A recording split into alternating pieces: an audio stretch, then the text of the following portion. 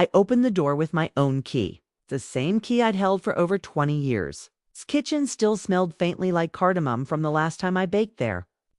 As I stepped in, I heard laughter from the living room, high-pitched, carefree, unfamiliar. It wasn't the kind of laughter that welcomes you. It was the kind that pauses when you arrive. Mira, my daughter-in-law, stood in front of an easel in yoga pants and a silk headband, glass of wine in hand. 3 of her friends were splattering paint and sipping drinks like they were at a studio downtown. She turned and looked at me, not surprised, not even startled, just inconvenienced. "Annika," she said, brushing her hair behind her ear, "you really should call before coming. We could be busy." I froze. It wasn't just the words. It was the tone. Polite enough to sound reasonable. It's cold enough to make it clear I wasn't welcome. It's by my house. I looked down at the tiffin in my hands. Still warm. Still something I'd made with love. I smiled tightly and said, "Busy, in my kitchen." Using my Wi-Fi before she could respond, Rihan walked in. My son, the same boy who once cried if I left for work without saying goodbye. He looked between us and gave a nervous chuckle, like he was trying to make things lighter. "Mom, it's just temporary," he said. As if that explained everything. I looked at him. The man I had raised. The man who'd moved into my home with. His wife, after telling me they just needed a place for a few months until things settled. The man I trusted. I set the tiffin down on the counter gently so it wouldn't clatter. Then I took a deep breath and looked them both in the eyes. "Well," I said, "so is your stay." I sold the house this morning. Silence. The kind that spreads across a room like spilled ink. Mira's wine glass froze midair. Rihan's eyebrows lifted in disbelief. And I stood there, steady, heart pounding, but face calm. Because I meant every word. They forgot who built this home. Who paid the bills, fixed the pipes, cleaned the gutters. Who handed them a key with love, not obligation. They mistook kindness for permission. I wasn't going to wait for them to remember. I'd already moved on. This wasn't just a house. It was the place where my son took his first steps, where my husband and I painted the walls ourselves on a tight budget, where birthdays, sick days, late-night talks, and early morning chai made up our life. I built this home from scratch, not with a hammer and nails, but with consistency and love. When my husband passed away 9 years ago, the house became quiet in a way I wasn't prepared for. But I stayed. I kept it going. I fixed what broke. I cleaned what others left behind. I turned the silence into peace. Rihan was living in the city then, fresh out of grad school, excited, overwhelmed, and trying to find his place. We talked on the phone most evenings. He'd ask if I was eating well, and I'd lie and say yes, just to hear pride in his voice. When he told me he met someone, Mirai smiled for him. I wanted him to have the kind of love I once had. When they got married, Rayhan called and asked if they could stay at the house for a little while, just until we figure things out, he said. Mira's work is remote, and I'm still looking for something stable. Maybe 6 months. Course. I said yes. I didn't even ask for rent. I told them I'd move in with my sister Soraya for a bit. She had a guest room and insisted I wouldn't be a burden. I packed up the essentials, some clothes, a few books, my husband's watch hand, left behind everything else. Before I handed over the keys, I walked them through the house. I showed Mira how the back door sometimes sticks unless you lift the handle just right. I reminded Rihan where I kept the spare light bulbs, the toolbox, the emergency contacts taped inside the pantry door. I left the kitchen stocked. The Wi-Fi was in my name. So was the electricity, the gas, the water. I even paid the property taxes ahead of schedule. It wasn't just a handover. It was a blessing. I wanted them to feel secure, to feel loved, to feel like they belonged. Rihan thanked me over and over. He hugged me tight and said, "You're amazing, Mom. We'll take good care of everything." Mira smiled, a polite, polished smile, and said, "This is going to be perfect for us. It already feels like home." Those words stuck with me. It already feels like home. I visited now and then, mostly with groceries or little things they forgot they needed. Mira wasn't rude, but she wasn't warm either. Everything about her felt curated, measured, as if being kind to me was something she rationed carefully. Still, Kay, I gave her space. I told myself they were adjusting, that she just needed time to settle in. That Rihan was under pressure, and that I was doing the right thing. But every time I stepped through the door, something felt a little less familiar. My curtains were replaced with gray blinds. My favorite spices were pushed to the back of the shelf. The photo of me and my husband on the mantel had been moved to the guest room, replaced with a minimalist clock. Little changes. Silent signals. I mentioned it once to Soraya while we were cooking dinner. I don't know, I said. Maybe I'm just being sensitive. Things just feel different. She looked at me and said they should feel different. They're living in your house, not visiting it. There's a difference. I laughed it off, told her I was overthinking, that I was just missing the noise of having people around. But deep down, I felt something shifting. Like I'd handed them a gift they didn't recognize. Like the love I poured into that home had been painted over in neutral tones and labeled as temporary convenience. Still, I waited. I let time do its thing. 'Cause when you're a mother, you learn to be patient. You learn to give second chances and third ones too. You convince yourself that love will smooth over anything if you just keep showing up. But what happens when showing up starts to feel like trespassing? That question didn't fully form in my mind until that afternoon, when I walked into the house with warm food in my hands and Mira told me to call next time. That was the moment. I stopped making excuses. That was the moment I started remembering who I was. That afternoon, I had spent the morning in Soraya's kitchen making aloo samosas from scratch. Not frozen, not store-bought. Real dough, hand-folded with my own blend of spices. Rihan always loved them. When he was little, I used to wrap one in foil and sneak it into his backpack on exam days. He said they were his good luck charm. I packed the samosas in a tiffin and added a jar of homemade mango chutney. I didn't call first. I didn't think I needed to. It was my house, the moment. I stepped through the door. I could tell I wasn't expected. The music was loud, some kind of upbeat pop track that bounced off the walls. A bottle of red wine was open on the counter. For women, including Mira, were sitting around the living room, barefoot, laughing, holding paintbrushes and canvases. There were streaks of pastel pinks and golds on their clothes and fingers. Mira saw me. Her smile vanished. She didn't say hello. She didn't ask what I was doing there. She didn't even stand up. Instead, she said, "You really should call. Before coming, we could be busy," just like that. As if I were a neighbor who forgot the boundaries. As if my presence disrupted something delicate and important. I looked at her, I looked at the living room. The rug I'd brought back from Jaipur was rolled up and replaced with a gray one from IKEA.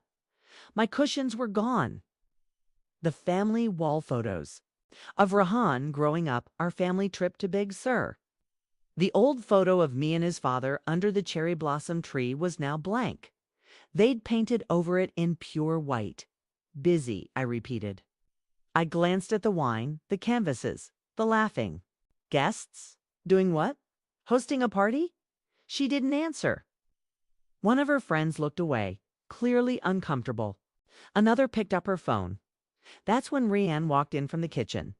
He looked surprised to see me, but not upset, not more awkward. Like someone who walked into the middle of a conversation he didn't want to join. "Mom," he said, rubbing the back of his neck. "Hey, you could have texted. Okay? Mira just has her friends over. Nothing serious." I held up the tiffin. "I brought samosas." He smiled half-heartedly. "Thanks. We just ordered Thai, though." I waited. I waited for him to say something else, to realize how ridiculous it sounded to ask your mother to announce herself before entering her own house. But instead, he said the one thing I didn't expect. "It's just temporary, Mom. We're still getting settled." Give her some space. I blinked. That word again? Temporary. They were still getting settled, but it had been over a year. A year of me living in someone else's guest room. A year of me pretending not to notice the bills stacking up in my name. A year of shrinking myself so they could stretch out space. I had given them everything. The roof, the warmth, the safety net. Now I was being asked to knock before crossing my own threshold. I placed the tiffin on the counter. It landed with a soft clink, but the sound felt final. I stood still, watching them both. "Don't worry," I said. "I won't interrupt again." I turned around and walked out. I didn't slam the door. I didn't say what was boiling inside my chest. I drove back to Soraya's in silence. I didn't even cry. The tears didn't come. Just a slow-burning weight in my chest that I couldn't shake. That night, I lay awake thinking about all the things I had ignored. It's the way Mira took down my grandmother's framed embroidery without asking. It's the time I came over and the locks had been changed for security. Rihan said casually. It's the way Mira never looked up from her phone when I spoke. The way Rehan always brushed it off with a joke or a shrug. This wasn't about space. This wasn't about boundaries. This was about forgetting. Forgetting who I was, what I had done, what this house meant. And the more I thought about it, the more I realized something I had been avoiding. They weren't settling in. They were erasing. Me, that was the real conflict. Not a disagreement, not a misunderstanding. It's a quiet, steady erasure. And I had let it happen until now. I didn't tell anyone what I was planning. Not Rihan, not Mira, not even Soraya at first. I needed space, not the kind Mira asked for, but the kind that lets a person breathe before doing something irreversible. The next morning, I took out the file folder from the bottom of my suitcase. Inside were the property documents, tax records, and a business card from a realtor I hadn't spoken to in years. His name was Martin Feldman. He helped us buy the house back when Rihan was still. In middle school, he used to send Christmas cards every year until I stopped replying after my husband died. I called the number Martin Feldman. "Hi, this is Annika Nourish. He helped us buy our house in Brookview 20 years ago. I'm thinking of selling." There was a pause. "Then Annika, of course. I remember that beautiful 2-story on Maplewood. You sure you want to list it?" "I'm sure," I said. "But I want it done quietly. No signs, no fuss. Just a clean sale. Cash buyer, if possible." Martin didn't ask why. He didn't need to. His voice shifted from polite to professional. "We'll make it happen." That week, I let the decision settle in. I walked through old photo albums. I touched the fabric of the curtains I'd sewn by hand. I looked at pictures of Rihan, holding birthday balloons in that very backyard. For a brief second, I felt doubt try to sneak in. But it didn't land. This wasn't revenge. It wasn't spite. It was clarity.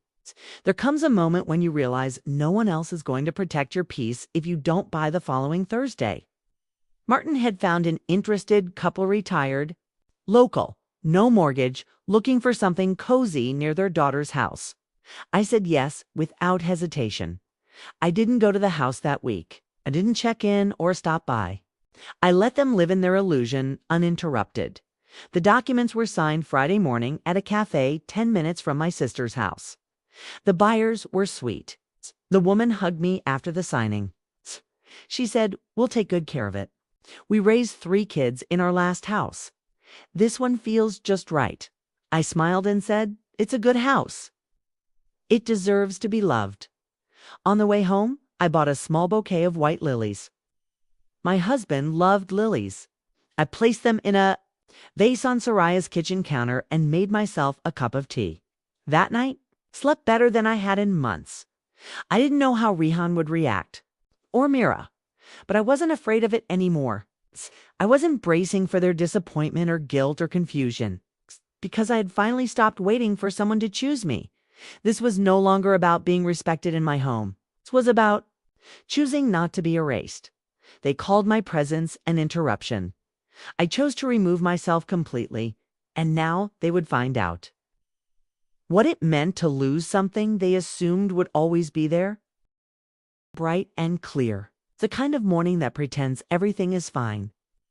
I arrived at the house just after 10, carrying nothing but my purse. I didn't bring food, gifts, or excuses. I rang the bell. A long pause. Then the door opened. Mira stood in front of me, barefoot, dressed in a robe, holding her phone. Her expression tightened the moment she saw me. A flicker of confusion crossed her face, followed quickly by annoyance. "Yes?" she asked, like I was a solicitor, like she didn't know why I was there. I met her eyes. "I'm here to let you know the house has been sold. The new owners are moving in next week. You'll need to vacate by Friday." She blinked. "Excuse me?" "I sold it yesterday," I said. "All the papers are signed. Forward the closing details this afternoon." She laughed. It wasn't a happy laugh. It was the kind people give when they think you're bluffing. "You're kidding."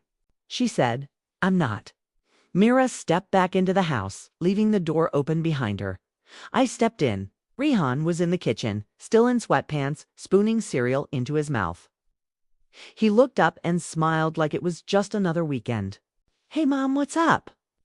Mira crossed her arms and said, "Your mom says she sold the house." Rihan froze with the spoon halfway to his mouth. He looked at me. I nodded. "It's done. You have 6 days to find somewhere else to stay." He set the spoon down slowly. "You're serious?" "I am." He came toward me. "Why would you do this? You didn't even talk to us." "Do you mean like when Mira told me to call before coming into my own home?" I said, "Or when you changed the locks without telling me? Or when you both decided I was an outsider here?" Opened his mouth to say something, then shut it. "You said this was temporary," I continued. "You both made it clear I was no longer welcome. So I'm giving you what you asked for: distance. Permanently." Mira jumped in. "We thought we had time. You didn't even give us a warning. You didn't give me any respect," I said. "Not as a mother, not as the homeowner, not even as a person." Rihan tried again. "Mom, where are we supposed to go?"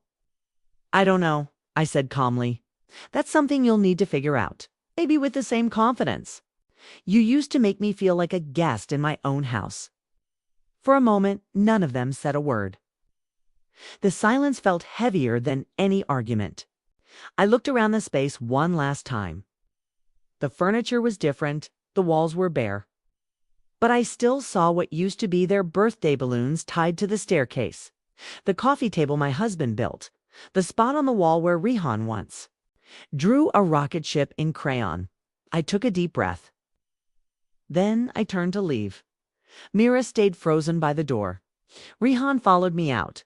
"Wait," he said. "Can we talk? Just you and me?" I stopped on the front steps. "I tried talking." I said for over a year I tried. "You didn't hear me then? And now it's too late." His shoulders sank. "I didn't think it was this bad." "You didn't think at all," I said. That was the problem.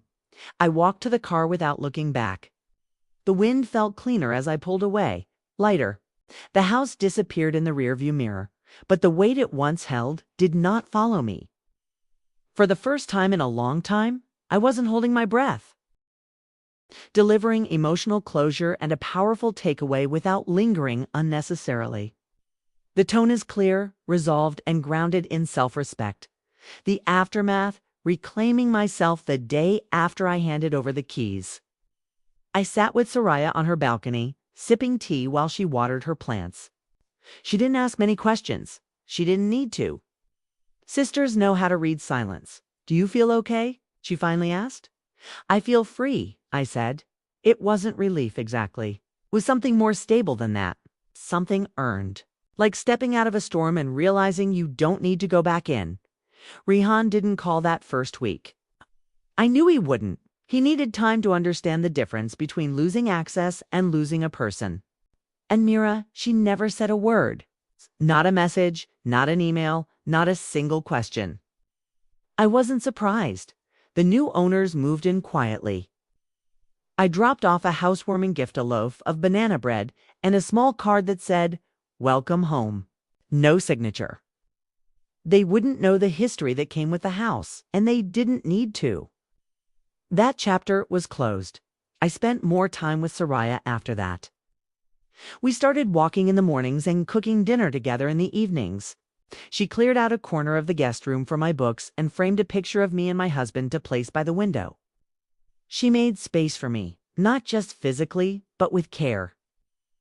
I hadn't realized how much I'd missed being treated like someone who mattered. Rihan finally reached out after 2 weeks. Short message: "I'm sorry, Mom. I didn't realize how far things had gone. I miss you." I stared at the screen for a while before replying. "I miss who you used to be. I hope you find him again."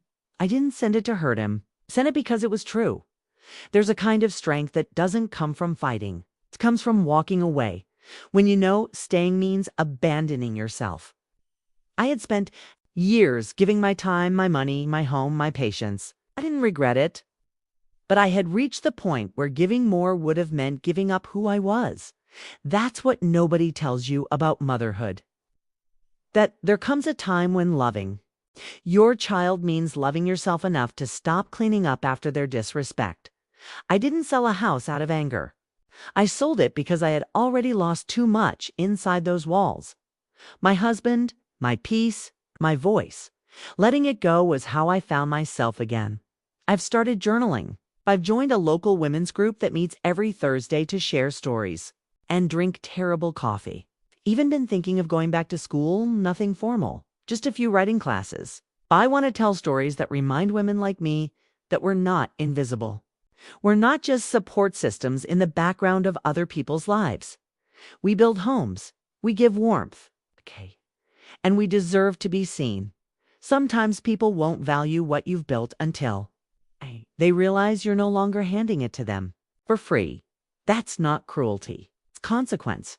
The day I walked out of that house, I didn't just leave behind 4 walls. I left behind the version of myself that tolerated being dismissed. Now, when I wake up in the morning, I don't reach for my phone to see who needs something. I get up, open the window, and take a moment to enjoy the stillness. It's not selfish. It's finally enough. If this story meant something to you, if you've ever felt like a guest in your own life, or had to choose between peace and being accepted, I hope it reminded you that walking away isn't weakness. Sometimes it's the strongest thing you can do. Thank you for watching. If this story touched you, like the video, share it with someone who needs to hear it. And leave a comment below. I'd love to hear your thoughts or your own story. And if you want more real, raw stories about life, boundaries, and finding your voice, subscribe to the channel and turn on notifications so you don't miss what's next. You're not alone. You're just getting started.